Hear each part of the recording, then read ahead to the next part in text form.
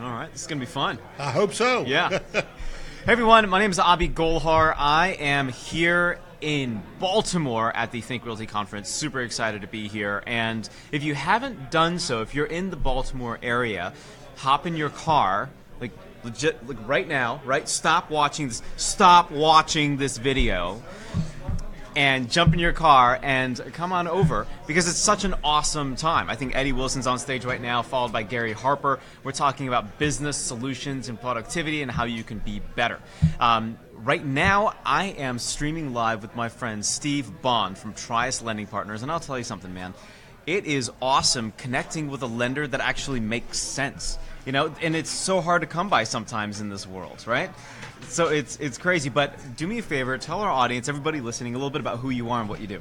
Trius Lending Partners is a company that started 20 years ago. It's career number 2 for me, bored with retirement, and wound up finding the mortgage industry. The mortgage industry was terrific for a long time until it hit the fence in 2008.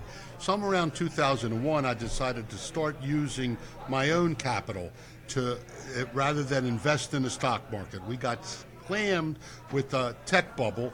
I was retired. I had a problem with that, and I vowed never again would I allow myself to bet on somebody else. I bet on me. What did that mean? Then I put my money where my mouth was and lent people money who were having trouble getting money elsewhere. I then took the simple approach that common sense underwriting and loans that make sense were good for the people who needed them and the people who gave them. As long as everybody can come out whole, and that's our philosophy. Common sense underwriting, profitability for everybody. Once I came to that conclusion, it just rolled out. And starting in 2008, right after the bubble rally of 2009, people who were getting money at great rates from the bank were no longer getting great rates from the bank. That's right. It happened all across the country, and it was absolutely devastating. And I have to tell you, the greatest thing that ever happened to me was banks. Why? Because they gave me the opportunity to fill a hole that they created and that left people able to make substantial amount of money.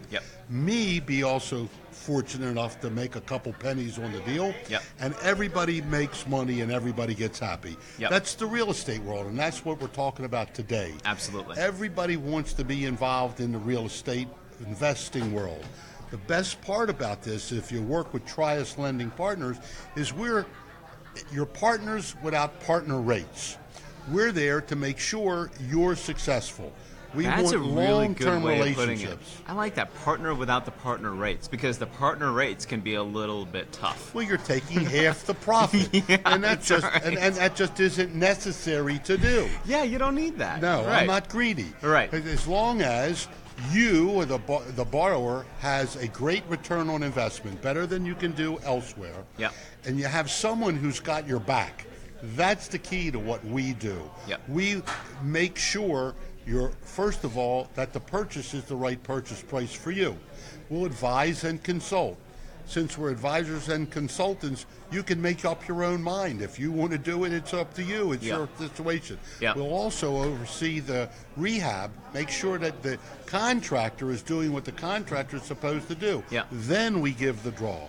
At the end of the day, the borrower who's made the money, sold the property, made his money, and we're all out and ready to do it again with the same guy. Makes sense. Who's happy to come back to us because we held his hand through the process. And you've been there over and over. So here's a question for you, right?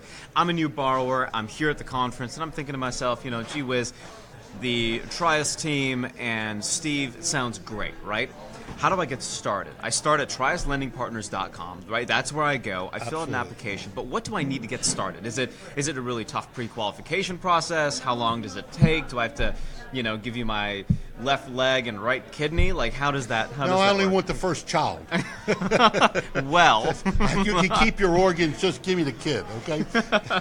Obviously, it's a lot easier than that. The good news is you're looking at the underwriter. I underwrite the deals. What does it take for me to underwrite a borrower? Borrower has to give me important information right now coming up. Really simple, because I'm a common sense underwriter. I have to see that the borrower who has an idea about fixing, flipping, and making money has the money to do his portion of the purchase. Yep. In our world, that's 20% of the purchase price only. Yep. We will fund 80% of the loan plus 100% of the rehab. Of that rehab, gotcha. So he has to come with 20% of the purchase That and, is awesome. and the closing costs. So here's something interesting, right? There's been a trend, and I've been speaking with folks nationally on a very regular basis. And what I'm hearing, I'll get emails, I'll get questions, etc. And there was a very interesting email that I got, I think it was last week or the week before, saying, "Hey, Abhi, I'm applying for this 100% financing loan. Do you think this makes sense?" And I responded in the biggest sized text possible in this email. I said, absolutely not. What are your thoughts on the 100% loan from a lender perspective, and why should borrowers be worried about a 100% loan scenario? That's a great question. First of all, 100% loan in general. Now, I only know what I hear from my borrowers or from what's going on, because I'm not part of the underwriting world with whoever's offering that program. It's dangerous. But what I do know about that program is, generally speaking, that lender is going to loan that 100% against an ARV. You may have an opinion of an ARV being $200,000. Yes. And that lender thinks the ARV is $150,000. And for those of you listening, an ARV is an after repair value of a home. That's what ARV stands for, the after repair value. Right. Yep. So the lender who's doing a 100% loan is going to base it on his opinion of the after rehab value. Yes. So if his opinion is $150,000 and he's giving you 70% of $150,000, he's going to give you $90,000. And no matter what your purchase price is, no matter what. So he is insulating himself by lowering that ARV value from your opinion and your real estate professional's opinion to his number. Consequently, it's not 100% when you get to it. So it's a little misleading, potentially. 100% misleading, but it's not misleading, because they are doing it out in front, but that's your right. opinion and their opinion are diametrically opposed based on what? Yeah. Opinion. An opinion. Yep. So that's right. Where it's dangerous, the lender insulates himself. But why you say it's dangerous? The person who is involved in any financial transaction and has no skin in the game is the most dangerous person in the world. With nothing to lose at any time, that person could be 40 steps to the west. I totally agree with my friend Steve. I mean, if you are looking at a 100%, if you're going to be all in at 100% with a lender, that is a very dangerous position to be in. One. Two, I would say this: if you don't have any skin in the game, don't bother getting started in real estate investing. It doesn't make any sense. It's not building any confidence with a lender. Let me add to you this. Sorry to interrupt. No, go for it. But this is a business. I don't know anybody who starts a business with no money. It just is impossible in this world. It doesn't really happen. And if you have some money so that you can actually put some skin in the game, then you should be involved with someone who wants to help you through the process. And that's what sets Trius lending partners opposed to lenders who are interested in money only.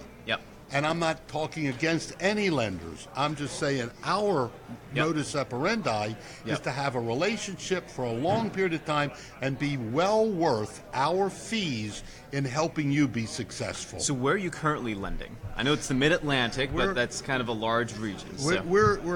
We lend basically from Northern Virginia to Southern Pennsylvania, and as far west as West Virginia. And the reason why I limit myself to that area is I'm a big believer that I want to be able to see, touch, feel, and smell all the things that I'm involved in.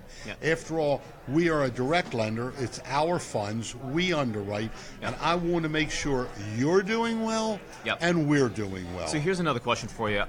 There's also another trend in the lending world whenever the real estate market gets hot is to charge upfront fees. And sometimes these upfront fees can be really, really expensive. It can be several $1,000s just on an application. What are your thoughts on it? Nauseating. Nauseating? Nauseating. I kind of want to vomit a little bit. Right? I see these. I see these. When people come to me and says, I just got a deal the other day. The guy says, can you tell me it's a good deal? He says, I was offered a rate of 9%. I said, that's a great rate.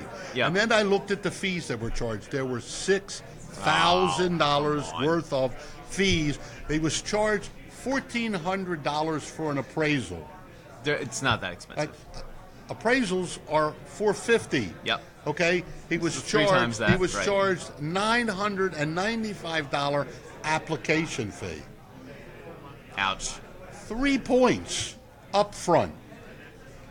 I'll tell you something. If you want to give me $500 for that application fee, I'm super happy to put that toward my Ferrari fund. Okay, like that's kind of what I want. But it's ridiculous. As a lender, if we can't make enough money between the points that we charge and the interest that we charge, then we're just greedy, selfish pigs. It's as simple as it is.